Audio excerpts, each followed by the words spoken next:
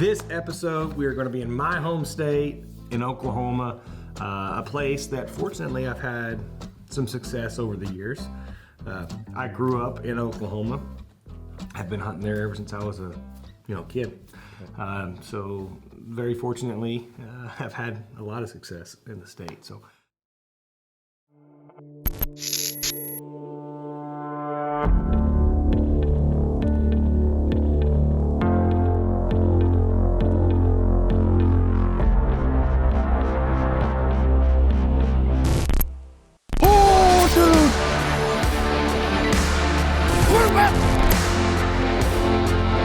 I've been at this bug for 3 years. That's what it's about. Having fun.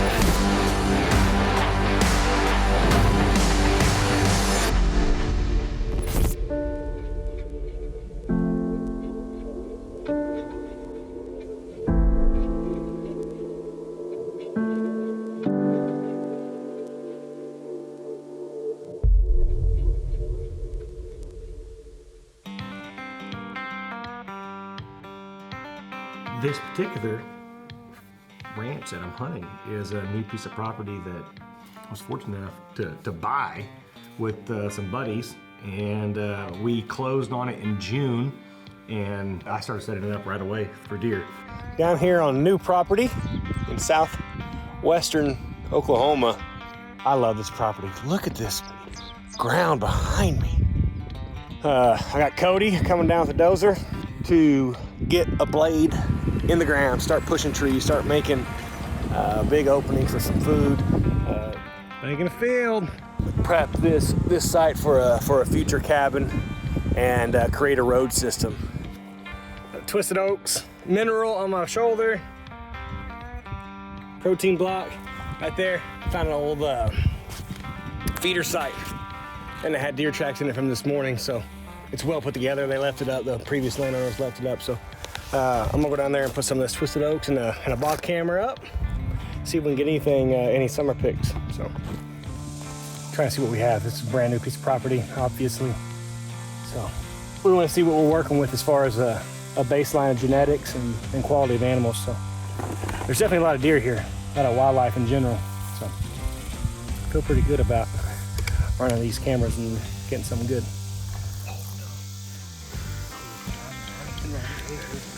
And now we test it. Right here. Oh, look at that. That's just perfect. That's a big one.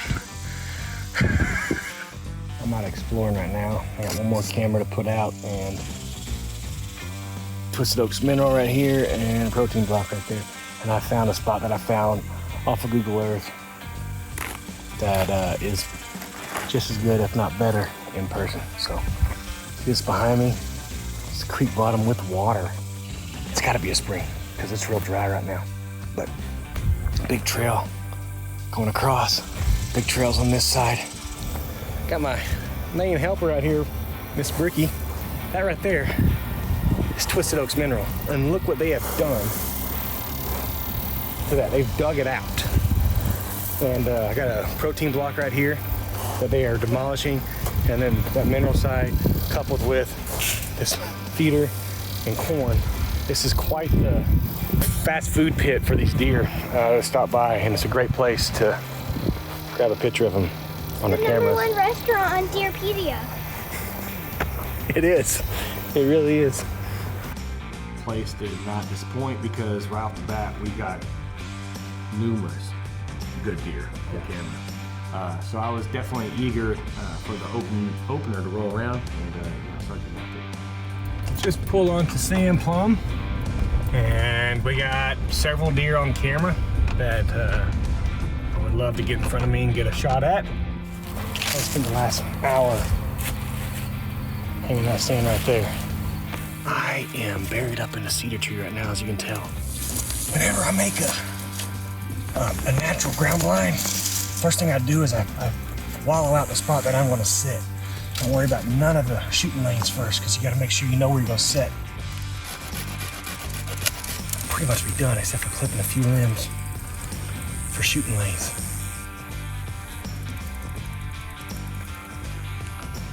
I actually went up there on the opening day I had my wife film me, which was great to spend time with her out in the field. My wife has been worried that she looks like a boy with a hat on. I do. I think you look very pretty. And then she's also worried that she doesn't wear any makeup. She's not wearing any makeup right now. Look at you. Look how pretty you are. You have to say that. I do have to say that because it's the truth, and I want to speak the truth. I got a beautiful lady filming me tonight, and to say that I'm excited to have her behind me is pretty awesome. So, ultimately, we didn't really have much success as far as seeing deer. It was a little warm. Welcome to the Thunderdome. But I was watching the weather, waiting for the next cool front to come in, and sure enough, a week later, on the 11th, there was a cold front coming in. We could not be more grateful to these partners. To be consistently successful in the outdoors, you gotta have equipment that you rely on, and they definitely provide that. Again, thank you so much to these companies, and for more information, visit myworldoutdoors.com. Here in western Oklahoma, we had a big weather system roll through last night. Actually caused quite a few tornadoes. But the temperatures dropped significantly. It's about 50 degrees right now, and it's been lows into 70s. So pretty awesome there. We got several deer that we're looking at right now. Pretty excited. I feel really good about tonight. The wind's supposed to be switching out of the south, which is what we need to go to actually where these deer are in front of right now. And there's several shooters floating around the property, hoping to get one of them in front of us. So looking. That's the buddy buck. That's the two buddies. So they're together again. It's two of the shooters that we want to see. My, how a day or two can make a big change in the weather. It was 99 degrees Friday and Saturday. And yesterday, front rolled in, had a bunch of storms, severe storms. Today, it's in the mid 70s. I'm excited. We scouted today. We set up on top of a hill, actually a house pad. We're going to hopefully build a house up there in the next few months. Set up there and watched two shooters this morning. So they went in a good area for the wind that we're going to have tonight. So we're going to slip in there and hopefully get one in front of us tonight. And there was this one particular spot on this. It's on a fence line on top of a ridge, which is basically like an intersection. So deer are traveling up and down that ridge, and they're traveling up and down that fence. So it's a great place to catch deer.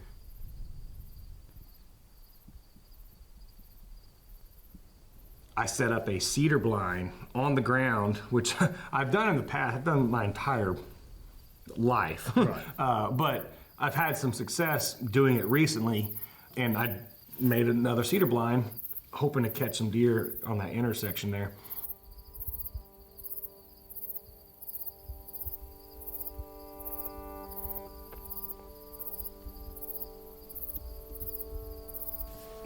There was still like 2 hours left in daylight. We look up the ridge, and both shooters are walking directly at us.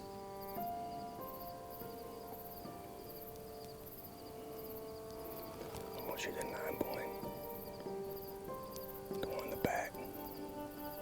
My brother-in-law Keith is filming me. I tell him I want to shoot the 9-point. There's two. They're both shooters. Right. There's the 8-point we call the buddy buck, and then the 9-point.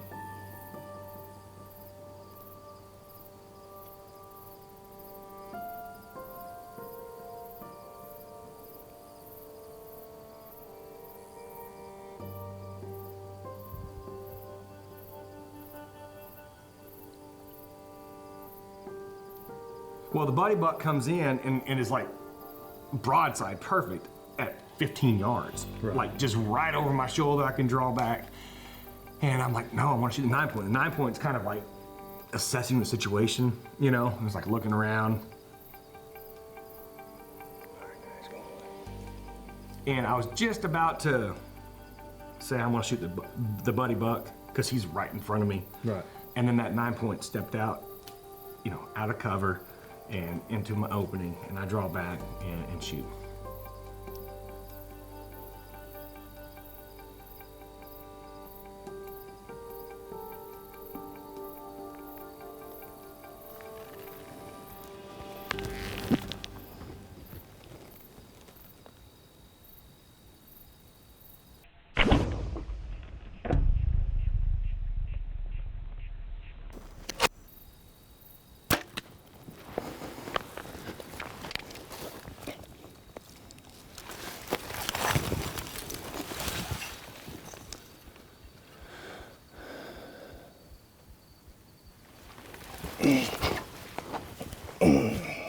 on him. What do you think?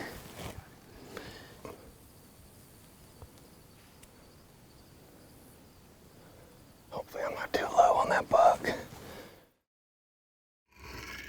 This segment's brought to you by Ozcut Broadheads. Tough, field point accurate, and designed to be sharpened and reused. Let's go look at the arrow and see what kind of blood we got.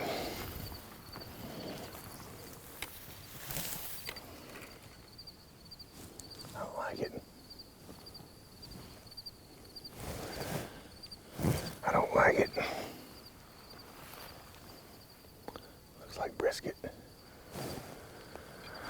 I don't like it at all. Let's take a second and recoup. We went and looked right where the arrow was. The arrow looks not good.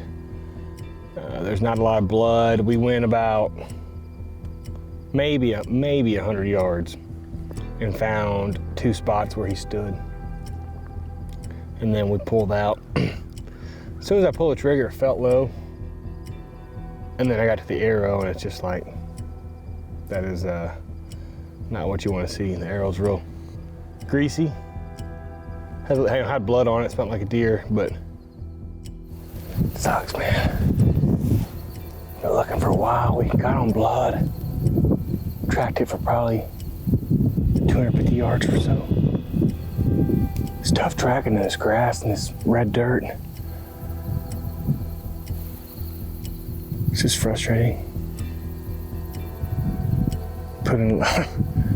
This is not about me, not about my feelings. It's about letting a lot of people down because I failed to concentrate enough to make the shot count. And then, of course, the animal itself is, I put an arrow in him. Now, the good thing about it is where he's hit.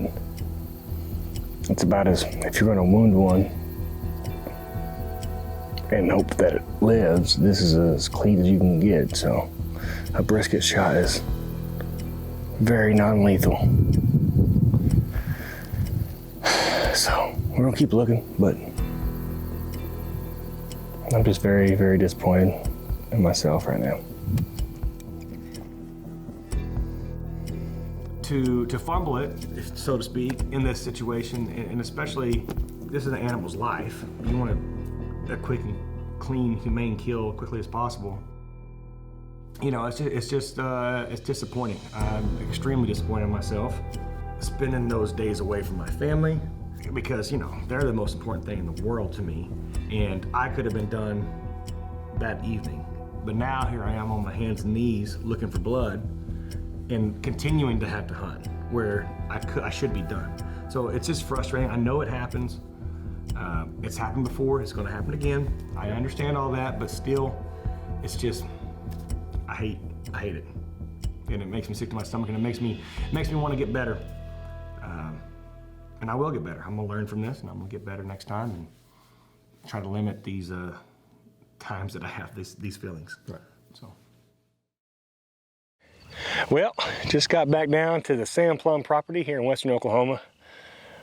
So what we're gonna do now is start running some cameras. I got 7 or 8 cameras right now that are running, trying to figure out where the deer are at, see if anything's up on their feet in daylight. That's what we're gonna do. See, I feel like he came from here. They're coming from this area right there, northeast. See a cedar tree right there?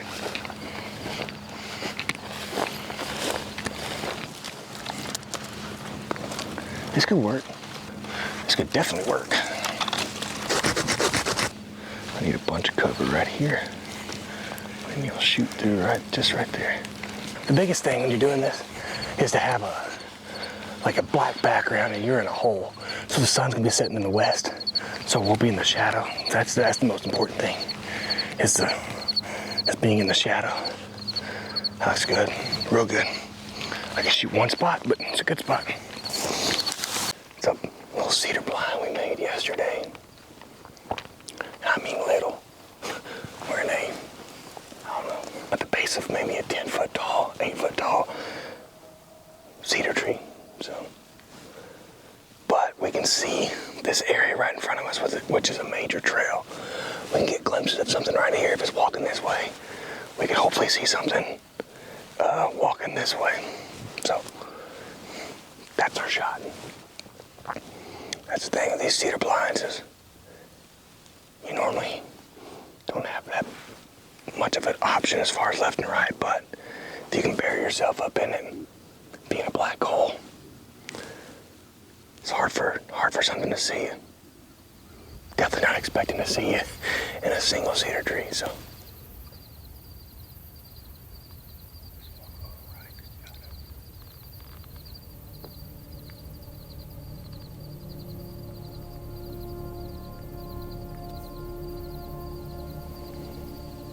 Buck coming. Where? To the right.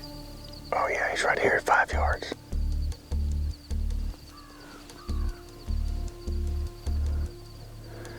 There's two of them.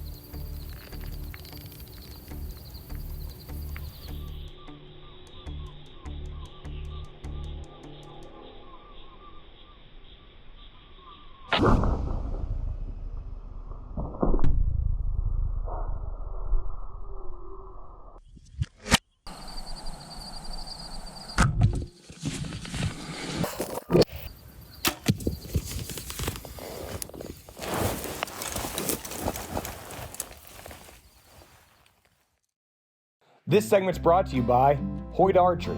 Almost a century of innovation continues today. Get serious. Get Hoyt. That right there is gonna work. That's gonna work good, son.